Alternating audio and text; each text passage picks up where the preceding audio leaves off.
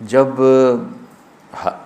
Hulagu نے 656 ہجری میں بغداد کو تباہ کیا تھا، پتہ ہے کتنے آدمی قتل کیے تھے؟ 15 لاکھ آدمی، 15 لاکھ آدمی، کئی دن ان کا قتل عام ہوتا رہا۔ 20 لاکھ کی آبادی تھی، 5 لاکھ کیسے نکل گئے، بچ گئے یا اس نے خود چھوڑ دیے؟ 15 لاکھ آدمی ذبح کیے اس نے۔ اور اس کے پیچھے بے شمار جو چل رہی تھی نافرمانی، اس میں ایک بڑی نافرمانی فرقہ واریت تھی، اور شیعہ سنی فساد اور شافعی حنفی فساد، مالکی حنبلی فساد۔ اب تو چونکہ اللہ نے ایسے بلاک بنا دیے کہ جو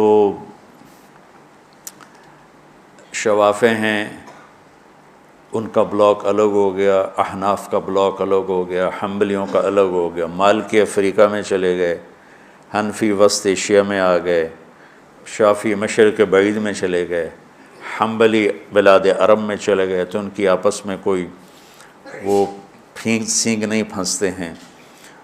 لیکن چونکہ شیطان نے تو محنت کرنی ہے، تو اہل السنت والجماعت ہو کر آپس میں اتنے لڑائیاں ہیں، اور مختلف جتنے بھی مکاتب فکر ہیں سب کے آگے مختلف مکاتب فکر ہیں، اور وہ آپس میں نفرتوں تک پہنچے ہوئے ہیں اور بغض تک پہنچے ہوئے ہیں۔ یہی حال بغداد کا تھا، یہی حال بغداد کا تھا۔ اللہ مجھے بڑے بول اور دعوے سے بچائے۔ بچوں، تاریخ پڑھے بغیر دین سمجھ میں نہیں آتا پوری طرح۔ آدمی عبرت نہیں لے سکتا، سبق نہیں لے سکتا، صرف فقہ میں گم ہو کر ایک عجیب قسم کی وہ مخلوق بن جاتا ہے۔ پورا قرآن سامنے ہو، پوری نبی کی سیرت سامنے ہو، تاریخ سامنے ہو، تو فیصلہ کرنا آسان ہوتا ہے۔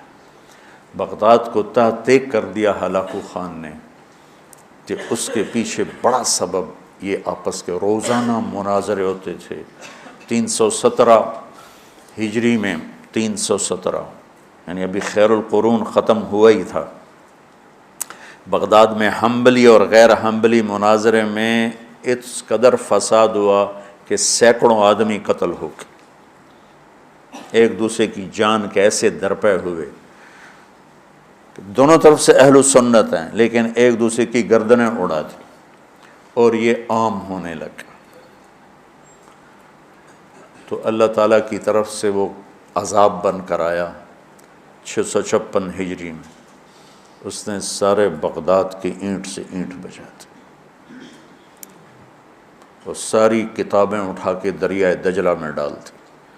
دریائے دجلہ کا پانی 1 مہینے سیاہ ہو کے بہتا رہا، اتنی کتابیں اس نے ڈال دی۔ اور اللہ نے ایسا رعب ڈال دیا مسلمانوں پر کہ 40 آدمی کھڑے ہوئے ہیں، اور ایک تاتاری مغل کہتا ہے سارے یہیں کھڑے رہو، میں تلوار لے کے آ کے تمہیں قتل کرتا ہوں۔ اس کے ہاتھ میں تلوار بھی نہیں ہے، وہ تلوار لینے جاتا ہے، وہ 40 وہیں کھڑے ہوئے ہیں، بھاگتے بھی نہیں ہیں، واپس آ کر 40 کی گردن اڑاتا ہے۔ میں مستند کتابوں سے البدایہ سے آپ کو بتا رہا ہوں، کتابیں تاریخ کی بہت ہیں، اور یقیناً تاریخ کی روایت کا معیار قرآن و سنت سے کے برابر نہیں ہو سکتا ہے۔ تاریخ کچھ کہے اور حدیث کچھ کہے، قرآن کچھ کہے، تو تاریخ کو چھوڑ دیا جائے گا۔ صحابہ کی آپس کی لڑائیوں کا معیار تاریخ نہیں ہے، قرآن ہے اور حدیث ہے۔ وہ انسان تھے، بشر تھے، ان سے خطائیں ہوئیں، لیکن میرے اللہ نے کہا کُلًا وعد اللہ الحسنى، میرے نبی میرا وعدہ ہے تیرا ہر صحابی جنت میں جائے گا۔ بس اس کے بعد ہماری زبانیں بند ہو جانی چاہیے۔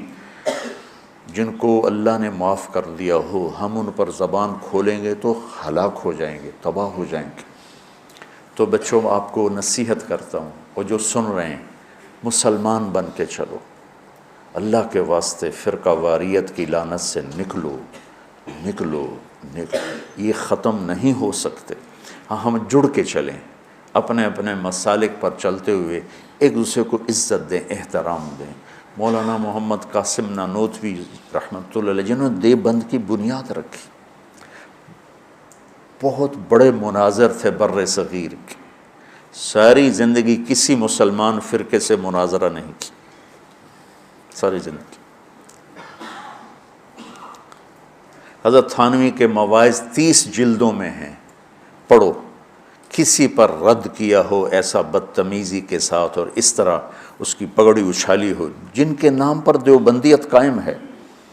3 آدمی بنیادی ہستی رکھ، ایک حضرت تھانوی، ایک حضرت گنگوہی، ایک حضرت نانوتوی، یہ 3 آدمی پلر ہیں دیوبندیت کے۔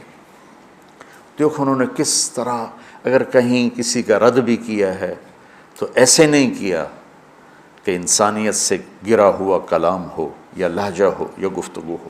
اور مولانا قاسم صاحب رحمۃ اللہ علیہ نے ساری زندگی کسی مسلمان فرقے سے مناظرہ نہیں، ہندو سے کیا، سکھوں سے کیا، دہریوں سے کیا، عیسائیوں سے کیا، نیچریوں سے کیا، لیکن کسی مسلمان فرقے کے خلاف آپ نے مناظرہ نہیں کیا۔ تو میں تمہیں نصیحت کرتا ہوں، امت پہلے ٹوٹی پڑی ہے، دین کا کام کرنا ہے تو وہ کرنا جو تبلیغ والے کر رہے ہیں، کہ سب کو جوڑ رہے ہیں، سب کو محبت کا پیغام دے رہے ہیں۔ اگر منفی کام کرنا ہے تو گھر بیٹھ جانا یا ہم سے تعلق توڑ دینا، ہماری نسبت ہمیں واپس کر دینا، پھر جو تمہاری جی میں آئے کرتے رہنا۔ میں تمہیں مثبت کردار میں دیکھنا چاہتا ہوں۔ تو بچوں، تھوڑی سی زندگی ہے، نفرتیں نہ پالو، بغض نہ پالو، حقارتیں نہ پالو۔ کسی کو اگر غلط راستے پہ تم دیکھ رہے ہو تو اس سے بچانا ضروری ہے، اس سے نفرت کرنا۔ میرے نبی نے کتنے پتھر کھائے طائف والوں سے، کتنے پتھر کھائے۔ خود میرے نبی نے فرمایا کہ مجھے سب سے زیادہ تکلیف طائف والوں نے پہنچائی۔ تو جب ان کے لیے اجازت آ گئی کہ حکم دیں، ان کو پیس کے رکھ دیں، تو فرمایا نہیں یا اللہ، شاید ان کی نسلوں میں کوئی کلمہ پڑھ لیں۔ کتنی بڑی سیرت ہمارے سامنے موجود۔ آپ تو کہتے ہیں یا اللہ پیس دیں ان کو۔ ابو جہل جیسے کی آپ نے اتنی منتیں کی کہ حل انت منتہن عن سب آلہتنا، محمد اب بس بھی کرو، تو نے بہت سنا دیا ہمیں، ہم قیامت کے دن گواہی دے دیں گے کہ تو نے اپنے رب کا پیغام پہنچا دیا، اب بس کرو۔ جس کے بارے میں آپ کو پتہ تھا یہ میری امت کا فرعون ہے۔ بھائیو، میرے عزیزو، اگر آپ اپنے آپ کو اہل حق سمجھتے ہو تو پھر آپ کی مثال ایک طبیب کی ہے، اور جو غلط راستوں پر ہے اس کی مثال ایک مریض کی ہے۔ اگر ڈاکٹر مریض سے نفرت کرے گا علاج ہو سکے۔ وَاعْتَصِمُوا بِحَبْلِ اللَّهِ جَمِيعًا وَلَا تَفَرَّقُوا وَاذْكُرُوا نِعْمَةَ اللَّهِ عَلَيْكُمْ إِذْ كُنْتُمْ أَعْدَاءً فَأَلَّفَ بَيْنَ قُلُوبِكُمْ فَأَصْبَحْتُمْ بِنِعْمَتِهِ إِخْوَانًا وَكُنْتُمْ عَلَى شَفَا حُفْرَةٍ مِّنَ النَّارِ فَأَنْقَذَكُم مِّنْهَا كَذَلِكَ يُبَيِّنُ اللَّهُ لَكُمْ آيَاتِهِ لَعَلَّكُمْ تَهْتَدُونَ۔ اس میں اللہ تعالیٰ فرما رہے ہیں کہ اللہ کی رسی کو مضبوطی سے پکڑو اور آپس میں فرقہ واریت کا شکار نہ ہو۔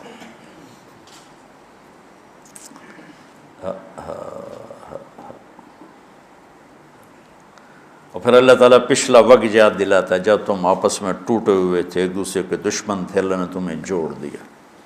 دیکھو بچوں، اب دورہ حدیث والے بچے جا رہے ہو، اللہ کے نبی نے 4 دعائیں مانگی، مسجد اجابہ، اب وہ حرم میں شامل ہو گئی، توڑ دیا اس کو۔ مدینہ میں، یا اللہ میری امت پہ تیرا ایسا عذاب نہ آئے جو انہیں ختم کر دے، اللہ نے کہا قبول ہے۔ یا اللہ ان پر کوئی زمینی ایسا عذاب نہ آئے جو انہیں ختم کر دے، اللہ نے فرمایا قبول ہے۔ یا اللہ ان پر کوئی دشمن ایسا نہ آئے جو انہیں مٹا دے، اللہ نے فرمایا قبول ہے۔ یا اللہ ان میں آپس میں اختلاف نہ ہو، تو اللہ نے فرمایا نہیں میرے محبوب، یہ قبول نہیں، اختلاف ہوگا۔ یہ پیپر ہو رہا ہے، امتحان ہے، امتحان میں ہم دیکھیں گے کون حدود پہ قائم رہتا ہے، کون حدود کو پار کرتا ہے۔ تو اختلاف اس کائنات کی لازمی چیز ہے، مذہب کے نام پر بھی ہوگا، سیاست کے نام پر بھی ہوگا، اور چھوٹی چھوٹی باتوں پر ہوگا، اور صحیح نیت کے ساتھ بھی ہوگا اور فساد کی نیت کے ساتھ بھی ہوگا۔ تو جب میرا اللہ کہہ رہا ہے اختلاف ہوگا، پھر کہہ رہا ولا تفرقوا، دیکھو تم اختلاف کرو لیکن فرقہ واریت کا شکار نہ ہو۔